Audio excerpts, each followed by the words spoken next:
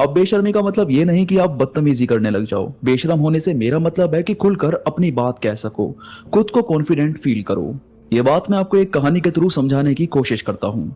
एक लड़का जो बहुत ही ज्यादा शर्मिला टाइप का था, मतलब वो कभी अपने मन की बात किसी से बोल ही नहीं पाता था। किसी को पैसे उधार दिए तो अपने ही पैसे लेने में झिझकता था। किसी की गलती भी होती तो उसको बोल भी नहीं पाता कि मुझे ये बात बुरी लगी है।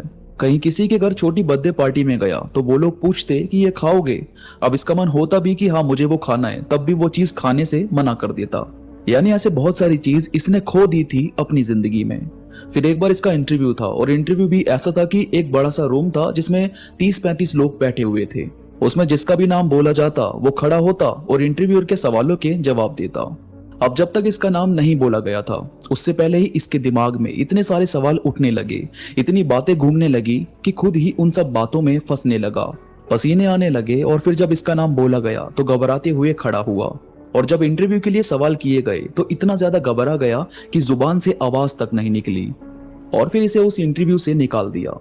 अब ये अपनी इस कमी को पूरी तरह पहचान गया था कि भाई मुझ में कमी तो है, मैं ऐसे ही शर्म खाते हुए मर जाऊंगा और लाइफ में कुछ नहीं कर पाऊंगा, और मैं ऐसे ही लाइफ नहीं जी सकता। मुझे अपनी इस शाइनेस को खत्म करना होगा। मुझे लाइफ में कुछ ऐसा करना होगा कि लोग मुझे भी नोटिस करें, मुझे अनदेखा ना करें। शर्म इसके ऊपर इतनी हावी हो गई थी कि एक लड़की जिसे ये सच में बहुत पसंद करता था, उसे भी जाकर अपने मन की बात नहीं कह सका। और बाद में पता चला कि उसी की क्लास के किसी लड़के ने उसको प्रपोज कर दिया, और अब वो लोग साथ में हैं। तो यार जब सब चीज हमारे हाथों से छूटती नजर आती है ना, तो हम काफी ज्यादा परेशान हो जाते हैं। तो ये ऐसे ही बैठा हुआ था और सामने टीवी चल रहा था, तो इसने देखा कि ये एक्टर लोग कैसे बेधड़क एक्टिंग करते हैं, मतलब किसी से घबराते नहीं।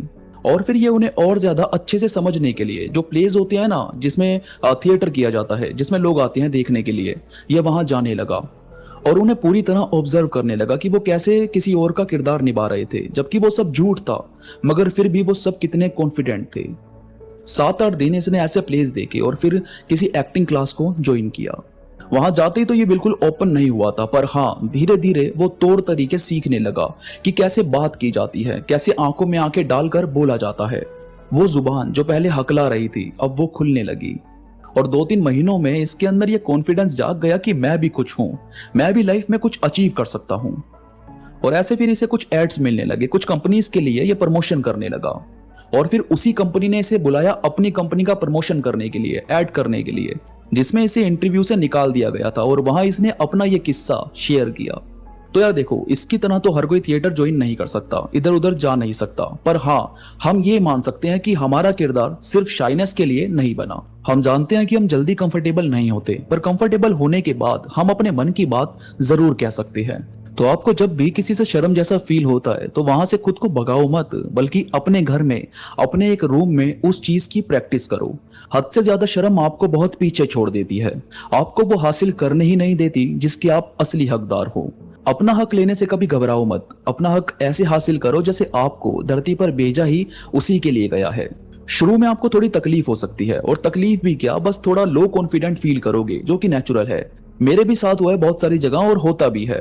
तो अब क्या करें, भागते रहें क्या इस डर से कि सामने वाला क्या सोचेगा, या मैं कैसा लग रहा हूं कैसा नहीं। लोग कुछ नहीं सोचते यार, और जो जज कर रहे हैं समझ जाओ उनके पास कुछ नया करने का हौसला है ही नहीं। जज करने वाले बंदे वो पत्थर हैं जो नदी को आगे जाने से रोकने की कोशिश करते हैं। इस बात को मैं एक शेर से आपको समझाने की कोशिश करता हूँ कि हम तो दरिया है, हमें अपना हुनर मालूम है, जिस तरफ भी चल पड़ेंगे रास्ता हो जाएगा। तो बस एक बार कदम बढ़ाओ, यकीन मानो आगे का रास्ता अपने आप बनेगा। दोस्तों, वीडियो में कोई भी बात आपको पसंद आई हो तो प्लीज लाइक करो, और कमेंट्स में मुझे जरूर बताओ कि आप इस कहानी से क्या सीखे। कमेंट जरूर करो जो आपको ठीक लगे।